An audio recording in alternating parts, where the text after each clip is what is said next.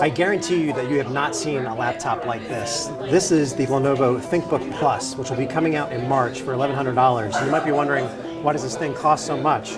And it's largely because of what's on the outside. So up front, it looks like a regular ultra-portable 13-inch display, 10th generation processor, but the fun starts when you close the lid.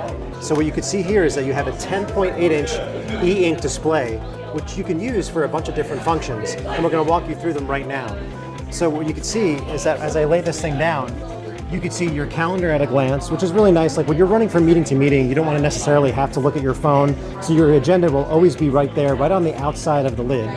You can also look at your unread emails right there, so that pulls up right there. And along the bottom, you have a couple of different options. One is Alexa, so you can just use Amazon's Assistant anytime you want using your voice, and this does have far-field microphones. You can also use Kindle for reading books.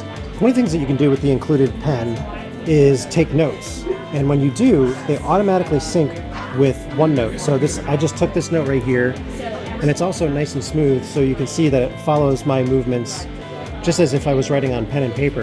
And when you're done, you just open the lid and everything automatically syncs. So if I go to the bottom right here, you'll see that the note that I just took shows up on the display right there. In terms of specs, you're going to get a Core i7 processor. This is a 10th gen CPU, 8 gigs of RAM, 256 gigs of storage. The battery life isn't spectacular. They're rated at 10 hours, but that's with Mobile Mark. So we're going to have to see how it performs in our test. It's a 45 watt-hour battery, so it's not the biggest that you're going to see in an ultra portable.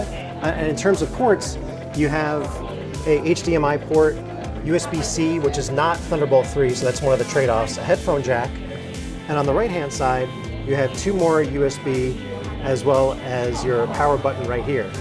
The other thing to keep in mind is that this is not a 2-in-1 device. So your second screen is really your chance to use this thing as a tablet. You're not going to be able to flip it around like a Yoga. So overall, we do feel like this is a novel use of an e-ink display inside of a laptop. We'll have to see how well it performs once this thing ships in March. For Tom's Guide, this is Mark Spoonhour, and make sure you go to tomsguide.com for more coverage of CES 2020.